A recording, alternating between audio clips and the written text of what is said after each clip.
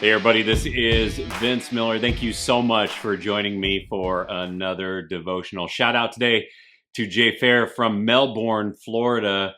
Brother, thanks so much for your gift recently, but also thank you for sharing these devotionals with the men of your church. I love that you're doing that. Today we're going to read a very short verse for you, Jay. It is from John chapter 8, verse 1. It reads, "But Jesus went to the Mount of Olives." So today you're going to get a history lesson because the Mount of Olives is a very important location for Jesus.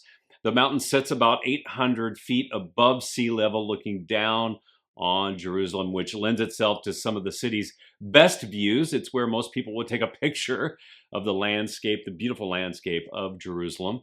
The small mountain is a place that Jesus traveled over many times during his ministry because it was a route that he traveled from Jerusalem to Bethany. And Bethany is a location where Jesus stayed frequently, especially during big feasts or big gatherings in Jerusalem. Here he visited three friends that were brothers and sisters to each other. You know them as Lazarus, Mary, and Martha, of course.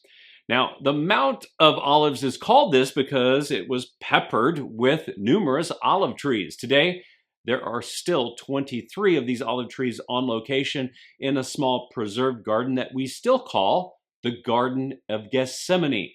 Now, the trees here are very stunning to look at, by the way. Some are known to be well over 1,000 years old, but most of the Mount of Olives, kind of scaping down toward the city, has been a Jewish cemetery for over 3,000 years. It holds about 150,000 graves and is the burial location for some of Israel's most prominent biblical kings. But the reason I share this today is that 6 crucial events that involve Jesus actually occur on this mount that we know.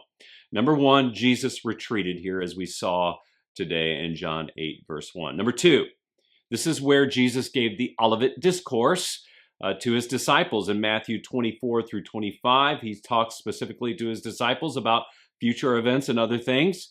Worth a read. Number 3, Jesus prays here on the mount to be delivered from his suffering. And you can recall this from Matthew chapter 26, where Jesus prays and asked his disciples to stay awake and pray with him to keep watch, but they can't. And he keeps praying until finally he is sweating blood because of the anxiety that he's experiencing before. Next, number 4, Jesus is finally betrayed and arrested in this location, John chapter 18. And then, of course, Jesus dies. But he ascends to heaven from this location in Acts chapter 1, verses 11 and 12.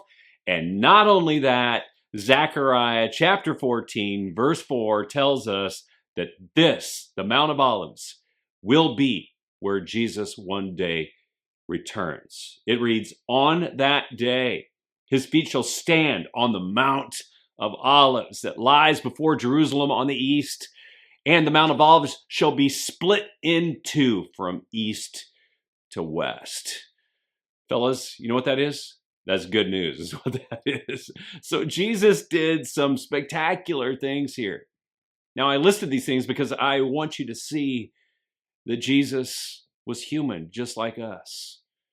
He had friends, he had loved ones, he had followers who believed him, he had followers who betrayed him. He had moments he was tired, he had moments he was hopeful. He was let down, he was betrayed, he suffered, and of course he died. Just like all of us, all humanity. Yet, as he went through all this, just here on the Mount of Olives, I believe he looked beyond all of it. He knew that he was going to have the final say and the ultimate victory. He raised from the dead, defeating death for us, and will one day return to that mount to bring us home. So today, if you're feeling the weight of your humanity, remember, your present feelings and the experiences you're having right now are not the end of your story. Look up. Keep your eyes fixed on the one who authored your story and knows the end of it. He's going to make a big comeback one day because he's coming back for you.